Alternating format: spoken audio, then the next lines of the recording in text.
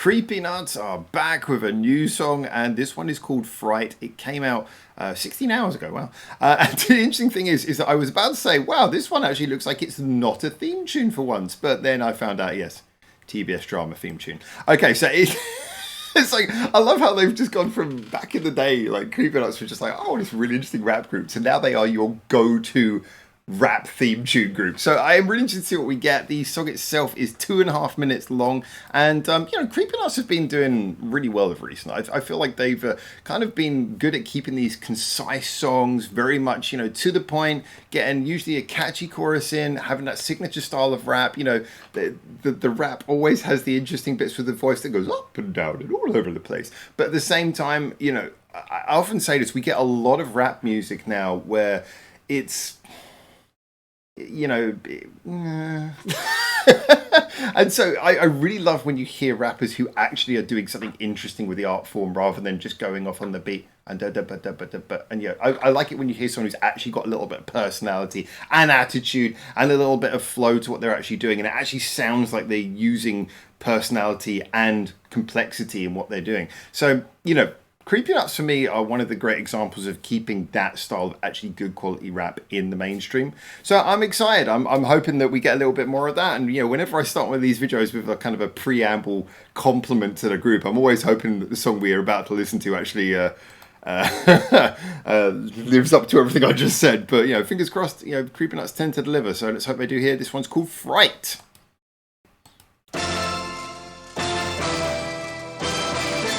Old school.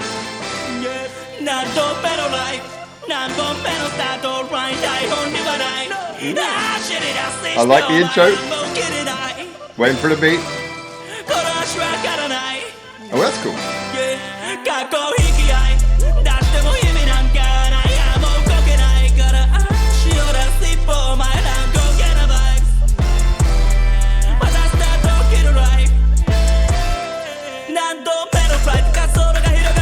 Okay, didn't expect that to go double time.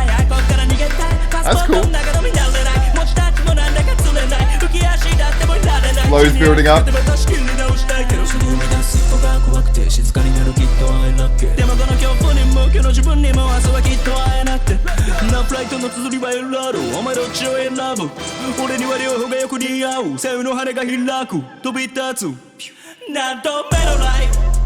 Again, just the number of rhythm changes you're already hearing in the vocals.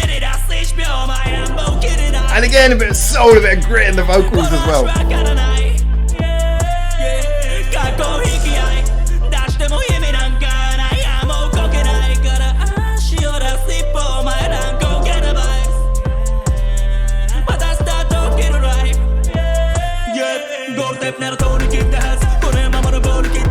Changing style again.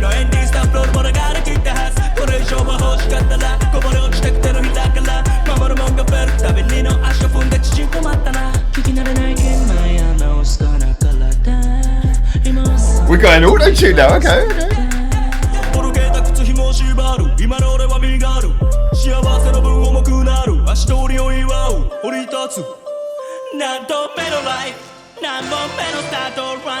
This is this is one of those very kind of simple ones where the vocals are put front and center.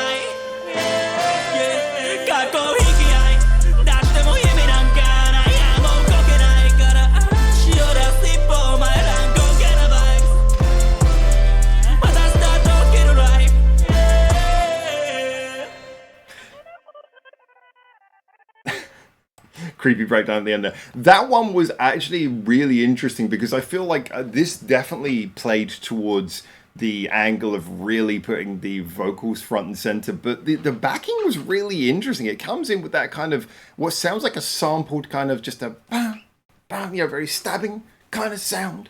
And then that's landing just off beat, so it's already giving you a slightly interesting rhythm.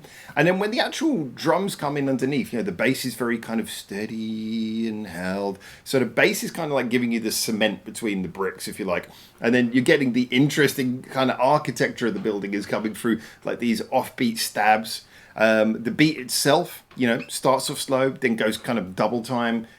nice and simple. Kind of most of what's happening there is pretty simple in regards to the drums and bass, although there is some interesting switches up, like I say, with the drums going double time. But what we're really kind of getting most of the interest of the song from is, again, that offbeat stabbing sound, which, again, has a really interesting feeling. I mean, just on its own, it kind of evokes this weird, it's lo-fi, sounds like it's coming through like a megaphone kind of thing, or like an old gramophone. It's this weird sort of very old school, slightly. I mean, the song's called Fright, and in a weird way, you can kind of imagine it like being a crackling gramophone it's coming through, but it's got this stabbing, sharp sound.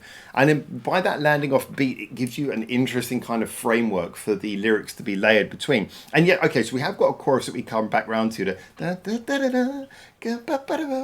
round to that bit over and over again. But just, it's the fact that between that, he's constantly switching up the rhythm, the syllables, the use of his voice. I mean, as I said before, it's really interesting to hear how he changes the tone of his voice as he goes. And this is something which is so lacking.